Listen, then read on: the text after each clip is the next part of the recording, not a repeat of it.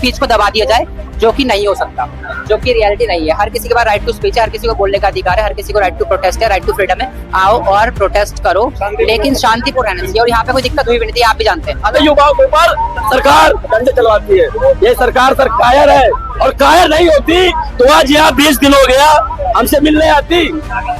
हमारे अंदर दर्द है, हमारा यूथ गुस्से में है। अगर हम गुस्से में नहीं होते, अपना घर छोड़कर 1000 किलोमीटर से हम यहाँ जंतर मंतर में नहीं खड़े होते। दर्द है ना सर।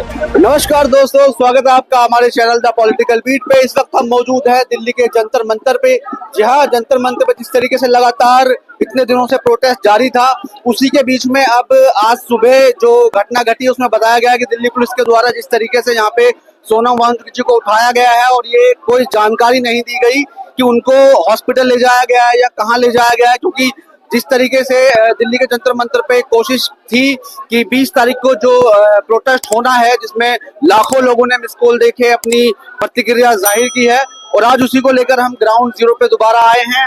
हालांकि काफी समय बाद आए हैं, पर लोगों से जानेंगे कि जो लोगों की मांग है, जिस तरीके से उन्होंने एग्जाम को लेकर और जो हमारे देश में करप्शन हो रहा है उसको लेकर आवाज उठाई, तो क्या सही मायने में जो देश का युवा है और जो देश के युवा प्रोटेस्ट कर रहे हैं लोकतंत्र में, उनकी आवाज क्या सही मायने में सरकार सुनेगी, या फिर जो आज तानाशाही जिस तरीके से आज हुई वो लगातार जारी रहेगी? क्योंकि आप देखो, भारत में लगातार हर एक राज्य में हर एक जगह छात्र प्रोटेस्ट कर रहे हैं, लेकिन सवाल वही कि क्या सरकार जवाबदेही तय करेगी?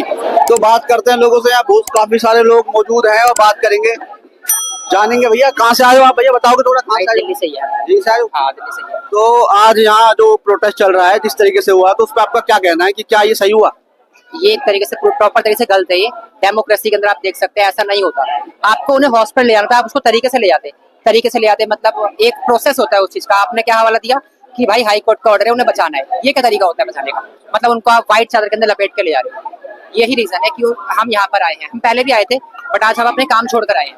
आज अपने काम छोड़कर हम यहाँ पे मौजूद हुए हैं, ये है रीजन। तो सरकार ने जिस तरीके से मतलब इतने टाइम से प्रोटेस्ट चल रहा है, लेकिन सरकार की कोई जवाबदेही नहीं आई, तो क्या लग रहा है कि लोकतंत्र में ऐसे ही आने वाले समय में इस तरीके से होगा? कोई प्रोटेस्ट करेगा अपनी आवाज के लिए, अपने हक के लिए, तो यही सही में लोकतंत्र रह गया? आपको क्या लग रहा है? इतने सारे प्रोटेस्ट तो ऑलरेडी दबा चुके हैं। ये प्रोटेस्ट है जिसको पता नहीं इन्होंने कैसे इतने दिन चलने दिया। 20 जून से बैठे हैं, पहली बार 6 जून को आए थे, 20 जून से यहाँ बैठे हैं, 20 तारीख परसों हो जाएगी, लेकिन इन्हें नहीं रुकने दिया इन्होंने। क्यों नहीं रुकने दिया? कहीं ना कहीं इनके डर है, लेकिन ये रिजाइन देना नहीं चाहते क्योंकि इनका ईगो हर्ट हो जाएगा। पता है अगर हमारा ईगो हर्ट हो गया तो भाई हम क्या करेंगे? कल को और लोग भी इस चीज की डिमांड करेंगे। अभी तो शिक्षा के लिए कर रहे हैं, कल किसी और चीज के लिए करेंगे। अभी आपने देखा होगा एमपी के अंदर वो आदिवासी बैठे हैं, वो भी इस तरीके से करेंगे। तो ये चीज है, ये अकाउंटेबिलिटी चाहते ही नहीं है। ये चाहते हैं कि राइट टू स्पीच को दबा दिया जाए, जो कि नहीं हो सकता, जो कि रियलिटी नहीं है। हर किसी के पास राइट टू स्पीच है, हर किसी को बोलने का अधिकार है, हर किसी को राइट टू प्रोटेस्ट है, राइट टू फ्रीडम है। आओ और प्रोटेस्ट करो, लेकिन शांतिपूर्ण रहना चाहिए। और यहाँ पे कोई दिक्कत हुई भी नहीं थी, आप भी जानते हैं। हालांकि मैंने अभी तक जितने टाइम से मैं कवरेज कर रहा हूँ, मैंने एक चीज देखी, यहाँ पे इस तरीके के लोग आए जिन्होंने यहाँ पे कोशिश करी कि माहौल बदले, हाँ, वो हमने बहुत देखा है ना?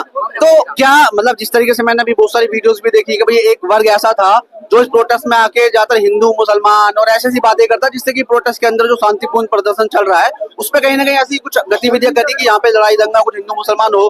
तो क्या सही मायने में वो लोग मतलब पार्टी से जुड़े हुए हैं? मतलब क्या इस पे आपका क्या विचार है? ये हथियार है, हिंदू मुसलमान कम्युनिज्म एक हथियार बन गया है। किसी भी चीज को बदनाम करना है ना, तो उसके अंदर हिंदू मुसलमान डाल दो, बिना किसी रीजन के हिंदू मुसलमान डाल दो और उसको बदनाम कर दो। और पर्टिकुलर ग्रुप जो यहाँ पे आया ना, उसका डायरेक्ट संबंध गवर्नमेंट से है, या आप भी जानते हैं, हर कोई जानता है। यहाँ मौजूद हर बंदा जो इंटेलेक्चुअल है वो थोड़ा सा उसको पता होता है कि क्या गलत है क्या सही है। अगर आपको किसी भी चीज को बदनाम करना है तो वहाँ पे आप हिंदू मुसलमान का एंगल घुसेड़ दो, तो आपका क्या है, पूरा काम क्या हो जाएगा, खराब हो जाएगा। लेकिन अब सिचुएशन बदल चुकी है, चीजें लोग समझने लग गए। हर बार एक पैटर्न है जिसको सरकार पैटर्न को फॉलो करती है और चीजों को खराब करती है। एक पैटर्न है, जैसे अगर मैंने कुछ अभी बोल दिया ना, तो शाम को कुछ लोग ना मेरे को भी बोल देंगे एंटी नेशनल है ये बंदा, तो सरकार के खिलाफ बोल रहा है। सरकार के खिलाफ बोलना डेमोक्रेसी के अंदर एक अधिकार होता है, राइट टू फ्रीडम है ये हमारी, और हम बोल सकते हैं।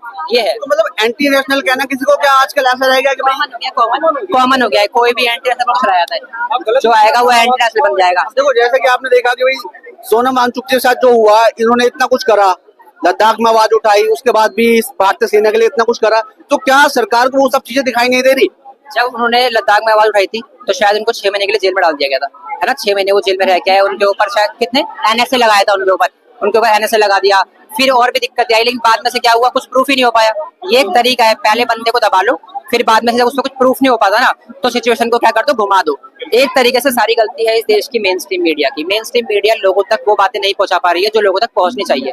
कोई भी आके बोल देगा भाई इसमें हिंदू मुसलमान का एंगल है ना, ये आतंकवादी है, ये एंटी नेशनल है, मंदिर मस्जिद कुछ भी आके कोई क्या कर देगा यहाँ पे घुसेड़ देगा, और किसी भी प्रोग्राम को या किसी भी प्रोटेस्ट को आप क्या कर दोगे वहां पे दबा दोगे। शायद 2014 के बाद ये पहला होगा, 2014 के बाद ये पहला होगा जो इतना लंबा समय तक टिक पाया होगा, और कोई भी 2014 के बाद से इतना लंबा नहीं टिक पाया। लास्ट जो था कांग्रेस के टाइम पे हुआ था, शायद वो अन्ना आंदोलन, अन्ना हजारे का आंदोलन हुआ था 2011-12 के अंदर, जो बहुत लंबा चला था। उसके बारे में खैर हमें इतनी नॉलेज नहीं है, हम छोटे थे उस समय, हमें उसके बारे में इतना पता नहीं है, बट जिसका इतने बारे में पता है तो हम तो उसके बारे में बोलेंगे। सर हमारा बोलना ये है कि जो हमारा यूथ है, और जैसे मैं यूथ हूँ, तो हमारे यूथ को क्या चाहिए, हमारे देश के किसान को क्या चाहिए, हमारे देश के जवान को क्या चाहिए, हमारे देश के जो पढ़े लिखे नौजवान है उनको क्या चाहिए। ठीक है सर, अगर हमारे देश का युवा सरकार से खुश होता, यहाँ पर हजारों की संख्या पे क्यों खड़ा होता। आज हमारा 20 दिन हो गया, और 20 दिन से लगातार सभी साथी यहाँ पर हैं, हमें यहाँ पर 1 हफ्ते हो गए।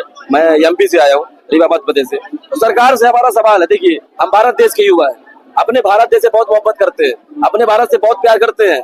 हम ये नहीं चाहते कि हमारे कारण हमारी बदनामी पूरे दुनिया में हो। हम अपने देश से मोहब्बत करते हैं, लेकिन हाँ, आप अपने कुर्सी से मोहब्बत करते साहब, आप हमसे मोहब्बत नहीं करते हैं। अगर आपको हमसे मोहब्बत होता तो अपने घर को छोड़कर हम 1000 किलोमीटर दूर यहाँ जंतर मंतर दिल्ली में नहीं खड़े होते। तो आप हमारा दर्द समझिए, और हम युवा हैं, अपने अधिकार के लिए खड़े हैं, और 20 जुलाई जो डेट हमारे सामने दिया है, उस दिन दिल्ली में जन सैलाब आएगा, युवा अपने अधिकार के लिए उतरेगा। और क्यों नहीं उतरेगा? आज नहीं उतरेगा, क्यों उतरेंगे? आज हम उतरे हैं, हम ईमानदार हैं, लेकिन जो एसी में सो रहा है वो गद्दार है। हम युवा हैं, हमारे अंदर दर्द है, हमको चाहिए जो हमारे अधिकार है, चाहिए। अगर सरकार नहीं दे पा रही है, वो साफ इस्तीफा दे, कुर्सी छोड़ दे। इस देश को संभालने के लिए हम युवा ही काफी है, और हमारे अंदर वो क्षमता है, हमारे अंदर वो पोटेंशियल है। हम इस देश को विश्व गुरु बना सकते हैं। और कैसे बना सकते हैं? 1 नेशन 1 एजुकेशन। गरीब का बच्चा हो, अमीर का बच्चा हो, चाहे अल्ट्रा रिच अमीर का बच्चा हो, सबके बैग में एक ही सिलेबस होना चाहिए सर। एक मेरा सवाल है, जैसे कि आपकी बात समझ रहा हूँ, जैसे कि धर्मेंद्र प्रधान ने अभी एक इंटरव्यू में ये भी बोला कि भाई ये टेररिज्म से जुड़े हुए हैं, मतलब विपक्षी के द्वारा चलाया जा रहा है। मतलब क्या ये हमारे लोकतंत्र में एक ऐसा पैशन फॉलो हो रहा है, या फिर ऐसा लगातार चल रहा है कि कोई भी अगर सरकार के खिलाफ आवाज उठाएगा या उनके खिलाफ बोलेगा तो या तो उनको एंटी नेशनल कह दिया जाएगा, या उनको बोलते हैं विपक्ष के द्वारा फंडिंग आ रही है। यानी लोकतंत्र में आम आदमी की क्या मतलब आज के टाइम में क्या वैल्यू है? आप खुद बताओ, आप इतनी दूर से यहाँ पे आए हो, आप इतने दिन से काफी देख रहे हो, बताइए। सर हम यूथ है, और हमारा मोस्ट यही है कि अपन यहाँ पे यानी एजुकेशन के लिए बात करें। लेकिन अगर आप ये सवाल पूछ रहे हैं, मैं आपको जवाब देता हूँ। जो सरकार है वो कायर है, जो सरकार है वो भ्रष्ट है, जो सरकार है जो रेपिस्ट होते हैं, जो बलात्कारी होते हैं, उनको फूलमाला पहनाती है, और हम जैसे युवाओं के ऊपर सरकार डंडे चलवाती है। ये सरकार सर कायर है, और कायर नहीं होती तो आज यहाँ 20 दिन हो गया हमसे मिलने आती। हमारे अंदर दर्द है, हमारा यूथ गुस्से में है। अगर हम गुस्से में नहीं होते, अपना घर छोड़कर 1000 किलोमीटर से हम यहाँ जंतर मंतर में नहीं खड़े होते। दर्द है ना सर। आज यहाँ पर सुनिए, आज यहाँ पर चाहे 20 साल की उम्र का हो, 30 साल की उम्र का हो, 40 साल की उम्र का हो, 50 साल की उम्र का हो, 80 साल की उम्र का हो, हर उम्र का आदमी यहाँ पे खड़ा है। मतलब सरकार से कोई भी खुश नहीं है। अगर सिर्फ यूथ होता, आप दिखाइए, सिर्फ यूथ नहीं है। मेरा एक सवाल हो रहा है, आपने कहा कि सरकार से कोई खुश नहीं है। लगातार आपने देखा होगा कि किसान भी प्रोटेस्ट पे रहा, खिलाड़ी भी प्रोटेस्ट पे आए, मजदूर वर्ग भी प्रोटेस्ट पे आया, और अब छात्र भी सड़कों पे है। तो क्या यार सारे वर्ग जितने भी समुदाय हैं वो सब प्रोटेस्ट कर रहे हैं, उसके बावजूद भी एक पक्ष कह रहा है कि सरकार बहुत अच्छा काम कर रही है। या तो उस पक्ष को फंडिंग मिल रही है, या फिर जो हम सब लोग हैं हम सब झूठे हैं। क्या आपको क्या लग रहा है कि सरकार सिर्फ एक दोहरा रवैया अपना रही है, या वो सच में वो लोगों के लिए कुछ करना चाहती है?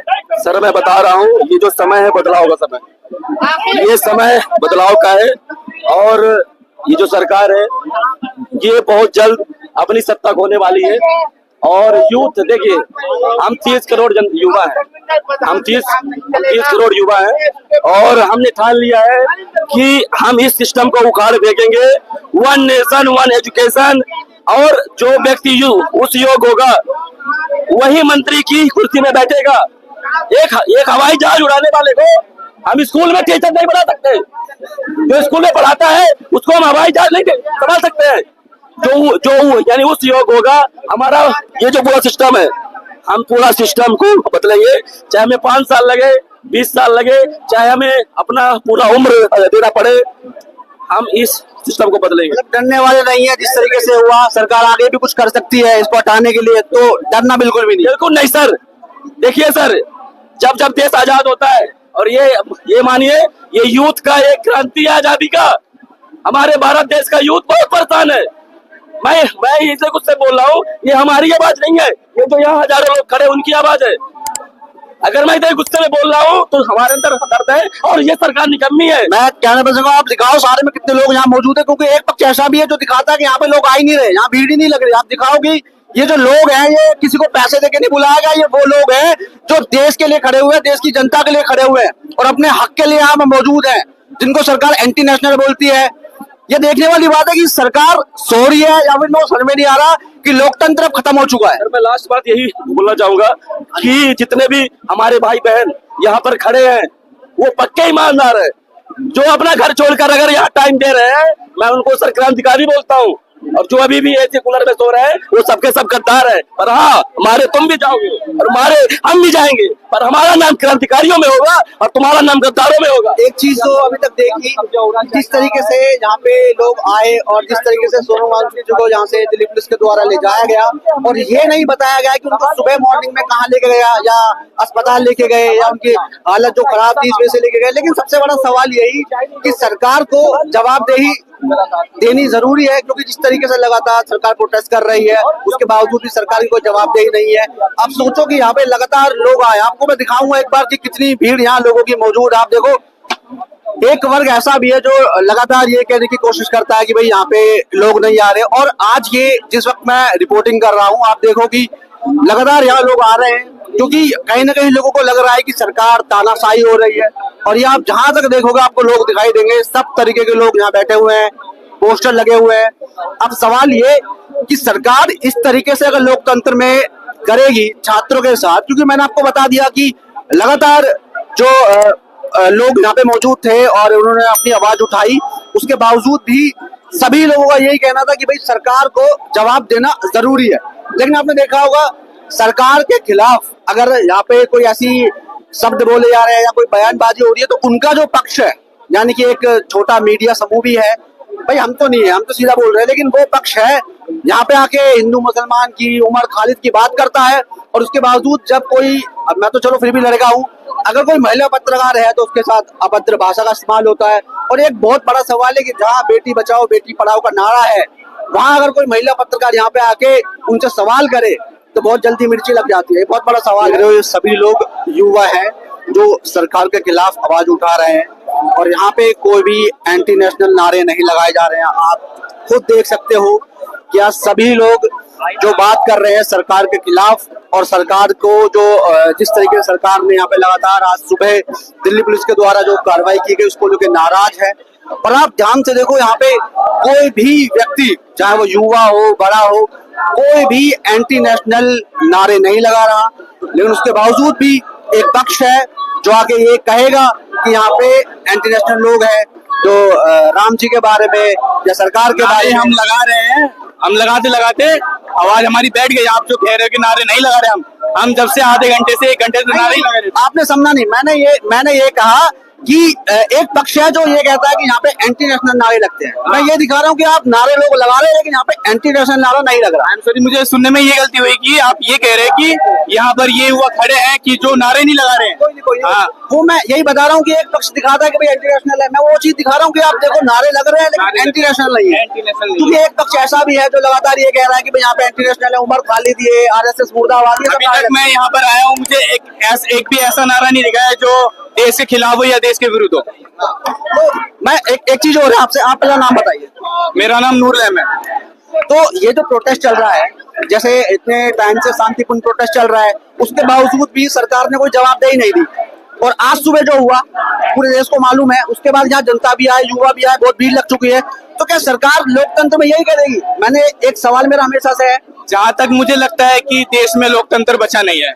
आज सुबह जो हुआ है सोनम वांगचुक के साथ, उसको देखते हुए लगता है कि मुझे कि देश में जो है अब मुझे लोकतंत्र लगता नहीं कि ये देश लोकतंत्र देश है, क्योंकि सरकार अपनी मनमर्जी कर रही है, उनके दिल में जो आ रहा है वो कर रही है, किसी को भी कहीं से उठा ले रही है। और हमारा मतलब यही था कि शांति प्रोटेस्ट चल रहा था, बस उनको वो खराब करना चाहते थे बस। तो अब कल जो 20 तारीख का एक आगमन था कि 20 जुलाई को हम जंतर मंतर से संसद का घेराव करेंगे, तो क्या सरकार ने जो आज सुबह कार्रवाई की है उसको दबाने की कोशिश है? ये बिल्कुल सरकार की जो चाल है ना, ये जो सोनम वांगचुक को उठा ले गए, ये सोच रहे कि स्टूडेंट भाग जाएंगे, ये डर के भाग जाएंगे, अब यहाँ नहीं रहेंगे, मगर ये उनकी गलती है। ये सरकार की गलत सोच है, जो सरकार सोच रहे है जो स्टूडेंट भाग जाएंगे, ये और तादाद में आएंगे, और ये उनकी गलती है, ये सरकार की। तो आप देखो कि मैं जो चीज दिखा रहा था, कहीं ना कहीं लोगों को ये सुनाया गया कि मैं ये बता रहा हूँ कि नारे नहीं लगा रहे, क्योंकि एक पक्ष ऐसा है जो यहाँ पे आता है और चुपचाप कवरिंग करता है, रिपोर्टिंग करता है और ये दिखाता है कि भाई यहाँ पे एंटी नेशनल नारे लग रहे हैं। लेकिन सवाल आपको मैंने दिखाया कि यहाँ पे इतने लोग हैं, लेकिन शायद यहाँ पे ना तो देश विरोधी नारे लग रहे, ना ही एंटी नेशनल। यहाँ पे सिर्फ अपने हक की जो आवाज है उसके लिए सरकार को जगाने की कोशिश की जा रही है, उसके बावजूद भी कोई सुनवाई नहीं है।